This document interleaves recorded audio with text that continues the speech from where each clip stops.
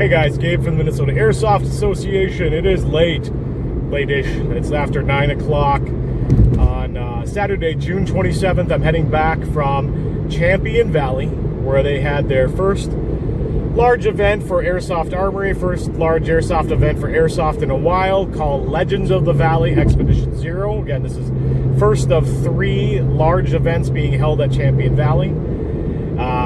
Those that don't know, Champion Valley is their Airsoft is run by Airsoft Armory. They got that contract this year. It was for Sundays originally, and then that expanded to also include Saturdays on some land that had not previously been used or hadn't been used in a while at Champion Valley, about 33-ish, 35 acres worth of land. So Airsoft Armory has been building, cultivating that area, kind of for this game, but in general for Airsoft, but really trying to get some stuff done for this game. So this game was organized. The game writer was Alistair. Many of you know Alistair he's done a lot of command roles at GAG. He works with the Southern Minnesota Airsoft guys quite a bit. He wrote this event. He wrote it to be more fun, more accessible, but still had some milsim aspects. And then some of it was just silly fun, right? Like quite literally, he had blow-up dice that you had to do an exercise with, and he had, some other things. And again, he wrote a fun game to get people to come to Champion Valley and at least try out the field. So it was a larger event, 55 players. Actually, that probably went closer to 60 because they had a couple birthday parties that showed up and then decided to play the large game rather than playing like private and the more speedball courses. So, 50 to 60 players for their first large event. I think that went very well. So, brain dump on my drive home later at night than I was hoping. So I think the game went really well. Like a lot of games, there were some very specific rules. They were published. They were mentioned in brief, but not everything made it. Like, again, this is where, like, Alistair's like, hey, it's in their mission brief. Frankly, just not everybody read it.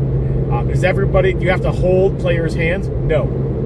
So this is where, like, Alistair's like, I published all this, they should know it. They do, they should. Mostly, I will say that the rules were all very clear. It's just you had to read it. And we talked about this over the course of the day, going from Viking Raid at Big Lake Tactical and D-Day Operation Overlord at Twin Cities Airsoft on 2 weekends ago. Then last weekend, Operation Nightshade at Big Lake Tactical. And then this weekend, Legends of the Valley at Champion Valley. All these big games had slightly different rule sets. And the issue with slightly different rule sets, you'd think, and I say this as someone who also, I would say everybody should know the rules. It's just like variations. It's not that hard. Honestly, you get wired a certain way, and it's actually like last weekend, grenades killed tanks. This weekend, grenades don't kill tanks. And this weekend, there are no tanks. Actually, a better one might be the medic rules. Medic rules between Viking Raid, Nightshade, and Champion or Legends of the Valley were slightly different. And I don't think they have to be the same, but because they were slightly different, there was confusion. And it's not like every player who was at Legends of the Valley had been to the last 2, but a lot had. There's a lot of similar faces the last 3 weeks in a row for me. And those minor differences make a difference. Like, no buddy carry, no buddy heal, only medics with patches. Medics with dog tags who have to show you that you're a medic. Like, I actually think it might be harder to have just little differences than big ones. Like, there are no medics, everything's buddy aid, versus there are medics and we're using tape. That's a big enough change that people are like, okay, I clearly understand it. But the no buddy drag, no buddy heal, only medics, but very specific, like that, I actually think that might have been a hair confusing for people. So I already gave Alistair this feedback, and I'm just like, maybe don't overthink the standardized rules that you might have at other Airsoft games. Just let go, hey, if you've ever played before and you've done this medic rule, it's exactly the same. I get it also where they want to have, again, slight differences, but pick your battles, I think. Overall, like I said, though, I think the players did follow through very well. From previous weekends, like, one team wore armbands. That the first half of that day, they wore one. And by the second half, they're like, we need to tape up both armbands because we don't know who our own team is. Cool. That was something that came up at Nightshade and different variations. If you haven't seen my brain dump about that, please go look at that. So, lessons learned. So I just talked about, minor differences make things confusing for people at back-to-back-to-back larger games. The other side of that is true, which is lessons learned from things that maybe didn't go well the previous weekends also shifted over. So that was nice. I really don't have that much else to say about the game. I think it was well written. It was the kind of mission where the COs picked their own command staff. Those people had specific roles. Both commanders did very well. Our friend Joe and our friend Nick, respectively, were commanders for each side. Again, I think they did an excellent job. I know both of them. Shout out to Nick, who was like, Nick got some players who were not regular Airsoft players, right? They were just like a birthday party showed up. And Nick was like, oh, welcome. Have a great, you guys just want to get some action? And he took those guys out. Like, what an awesome guy just to decide, I know there's a larger game. My team's doing well. I'm going to go ahead and take this initiative to take out these brand new players and show them a good time. Awesome. Joe, if you don't know Joe, he's awesome. He's also was like, hey, what do you guys want to do, right? But he was thinking about this more from a milsim point of view, or a larger operation. So he was trying to keep cohesivity, but like he also, what do you need? I got that for you. Like, he's a great commander. Both those guys did a great job. So game went really well. Where I was going was like they had timed missions, so they had there was always control points. There was always a collection of dog tag mechanic, which was great, and then there were missions released on a time schedule. Reffing. Some people said we needed more. I know Alistair wanted more, which is funny to me because like Nightshade ran with less, and Nightshade had some issues. But I mean, like it's hard to get. It's hard to even pay people minimum wage to go hang out at a game all day. So shout out, I actually think we had like 5 or 6 people reffing, so I actually think that was really good. Cobra Alex and I were out just on behalf of the Minnesota Airsoft Association. We were there to help out. But like, the ref communication was really good. Alistair had a solid plan. We were doing checkpoints on every half hour for control points. We were coordinating to make sure that there was a ref at the bases when new missions were being released. There was a little confusion because we had to bump after lunch out. We started on time. Let me just say that. We started on time, 10 a.m. Not everybody was ready, but we started at 10 a.m. I'm a big fan of that.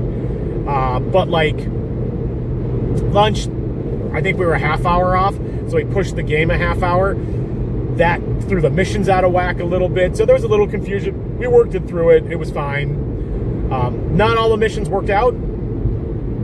That'll happen. That's tough, guys. If you never organized the game, give grace to the organized runners. I'm sorry, the game organizers. Like, they got to place all that shit on field. They got to do a bunch of work so that you guys can have props to play with. So, again, missions ran well, game ran well. Like any other game, this was and I enjoyed this. This was a full auto only game because it was, again, very much let's have fun. So a lot of people didn't like that, though. A lot of people thought that full auto was too much. full autos for the people. I'm a full auto guy. If you're going to do something different, do role-based, then I think that's actually what they're discussing, is next time they'll do, if you have an LMG, you can go full auto. Everyone else is a rifleman. Maybe I'm hoping SMG rules come into play. People, like, I like SMG rules because I have SMGs. But, so, maybe some tweaks. There were some people like, overshooting. Honestly, here's where I'm going with game ran well, game was well organized, timing was pretty good. Actually, timing was great start. Only a half hour after lunch phase. Champion Valley. So when I did my original getting to know your local field, this was when they were running Sundays only on the existing paintball related fields. The new location that Airsoft Army is being allowed to run events, which is again that 35 acres of playable area,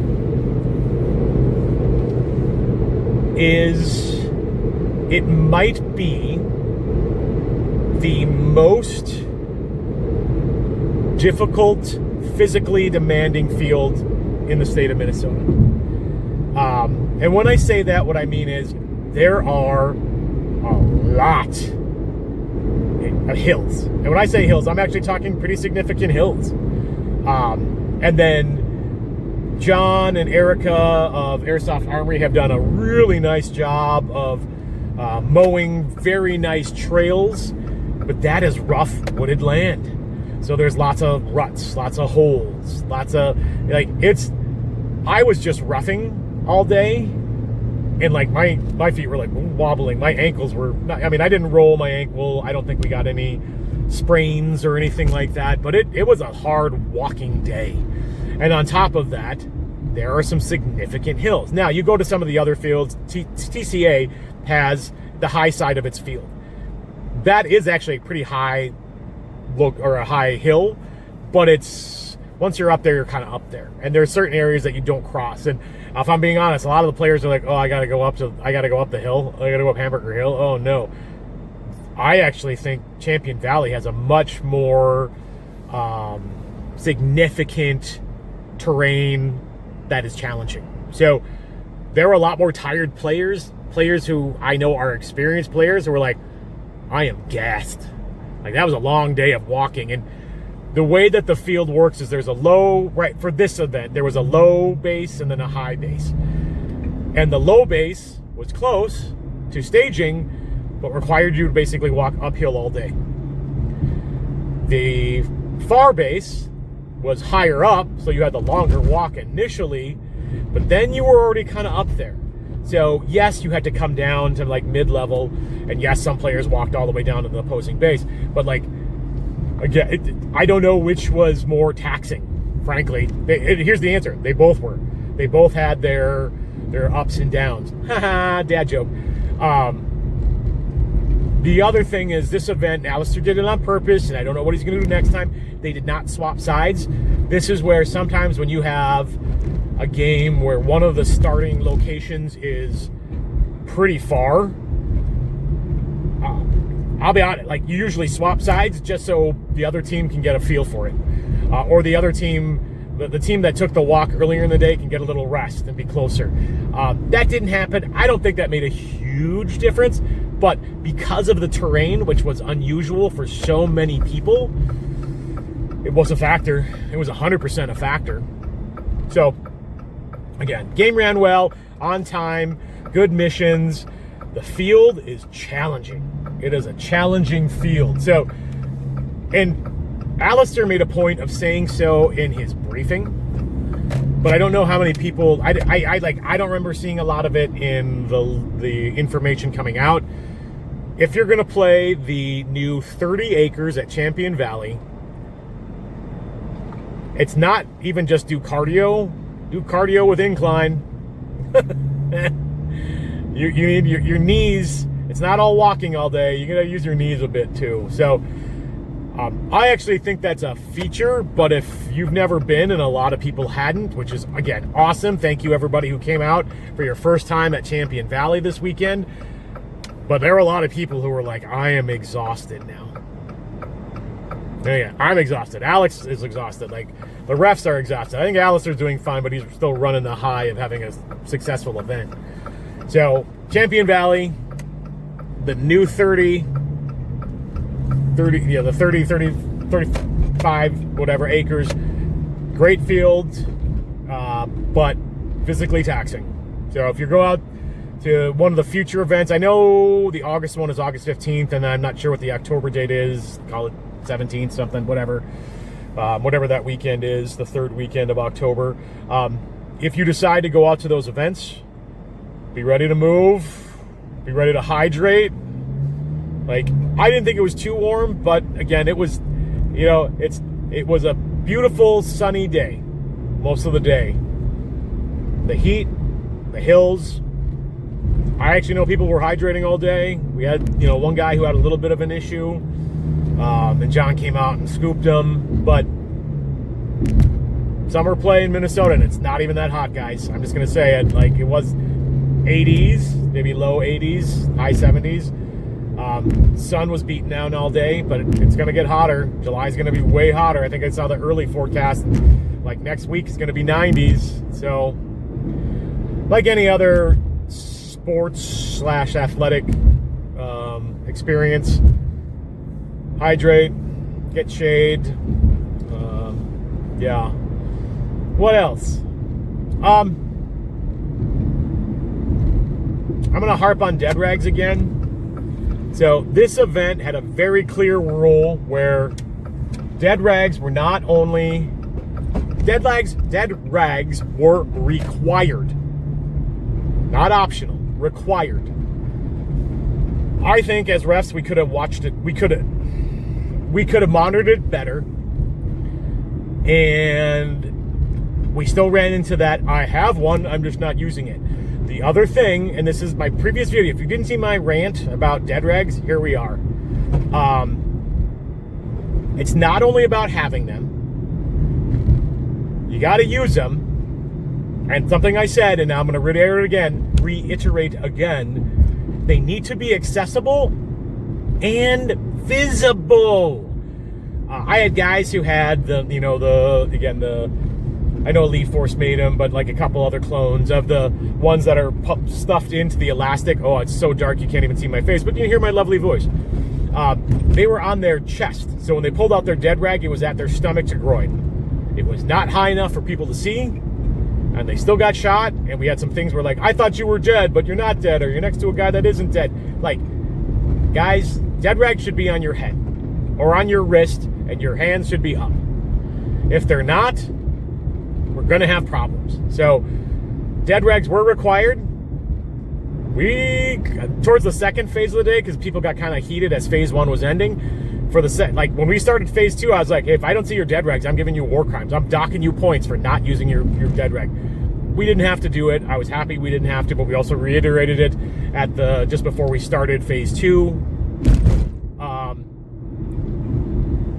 This is Airsoft. This particular game had some milsim aspects, but it was not a milsim game, so I don't want to hear about it's not realistic. It's not supposed to be realistic. We're playing a game, guys. Dead rags,